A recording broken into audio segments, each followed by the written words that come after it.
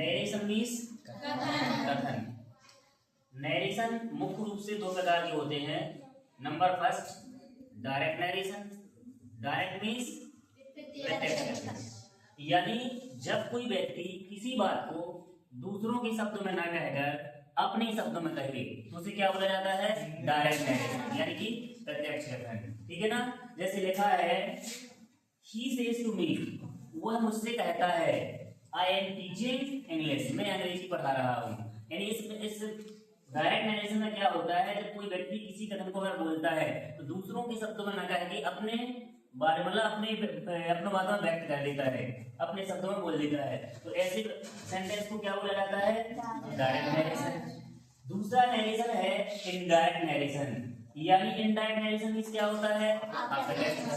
यानी जब कोई व्यक्ति किसी बात को अपने शब्दों में ना कहकर दूसरों के शब्दों में बोला जाए, उसी सेंटेंस को दूसरों के शब्दों में बोला जाता है, तो ऐसे सेंटेंस को क्या बोला जाता है? इनडायरेक्ट नरेशन, यानी कि अप्रत्यक्ष कथन। जैसे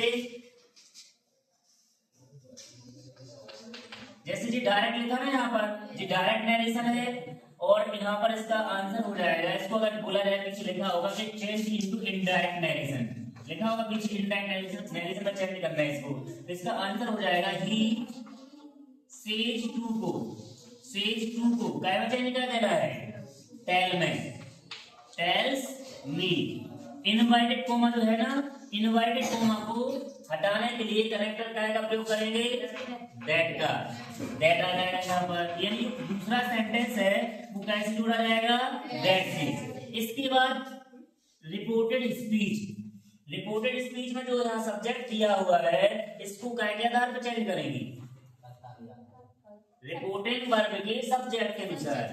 यदि रिपोर्टेड स्पीच में सेकंड पर्सन है तो रिपोर्टेड वर्ब के ऑब्जेक्ट के अनुसार। रिपोर्टेड स्पीच में थर्ड पर्सन है तो नो चेंज, इसमें कोई परिवर्तन नहीं होगा। इसके बारे में अपन विस्तार से लिखवा देंगे, ठीक है ना, डिटेल में पूरा।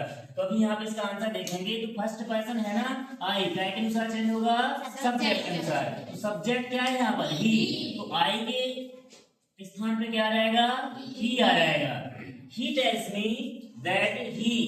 इसके बाद यदि रिपोर्टिंग वर्ब प्रेजेंट टेंस में है तो रिपोर्टेड स्पीच में आए हुए वाक्य में कोई परिवर्तन नहीं करेंगे, टेंस नहीं बदला जाएगा, बल्कि हेल्पिंग वर्ब चेंज होगी। Is, are, am, has, have, इस प्रकार से उसी टेंस में परिवर्तन होगा, बाकी टेंस परिवर्तन नहीं होगा। तो यहाँ पर एम के स्थान पर आई के साथ एम आता है और ही के साथ क्या आता है? इज आ जाएगा। इसके बाद नेक्स्ट आगे था पूरा रहेगा टीचिंग इंग्लिश, जी इसका क्या हो जाएगा? करेक्ट आंसर हो जाएगा। तो टेंस परिवर्तन कब नहीं करेंगे? जब रिपोर्टिंग वर्ब किस टेंस में हो? प्रेजेंट टेंस में। तो रिपोर्टेड स्पीच में आए हुए वाक्य में कोई परिवर्तन नहीं होगा। जैसे नेक्स्ट यहाँ लिखा है you are into indirect narration. तो सबसे पहले अपन को पता होना चाहिए रिपोर्टिंग वर्ब कौन सा है और रिपोर्टेड स्पीच कौन सा है। तो इनवर्टेड कोमा के बाहर वाला भाग, जो इनवर्टेड कोमा के बाहर वाला भाग है, इसे क्या बोला जाता है? Reporting verb. इसको क्या बोलते हैं? रिपोर्टिंग वर्ब बोला जाता है।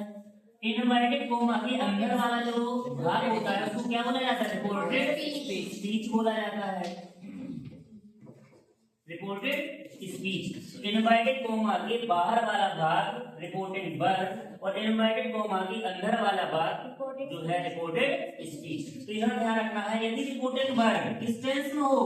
पास्ट टेंस में। तो यहाँ पर दिया हुआ है से का सेकंड फॉर्म क्या है? सेड। अगर यहाँ सेड दिया जाए तो रिपोर्टेड स्पीच में आए हुए वाक्य में निम्न प्रकार से परिवर्तन करेंगे, ठीक है ना। यानी अगर ये बात प्रेजेंट सिंपल का है तो पहुंच जाएगा पास्ट सिंपल में। यदि ये बात रिपोर्टेड स्पीच वाला बात प्रेजेंट कंटीन्यूअस का है तो चला जाएगा पास्ट कंटीन्यूअस में। Present perfect into past perfect, present perfect continuous into past perfect continuous, past simple into past perfect, past continuous into past perfect continuous, past perfect into no change, past perfect continuous into no change, ठीक है ना।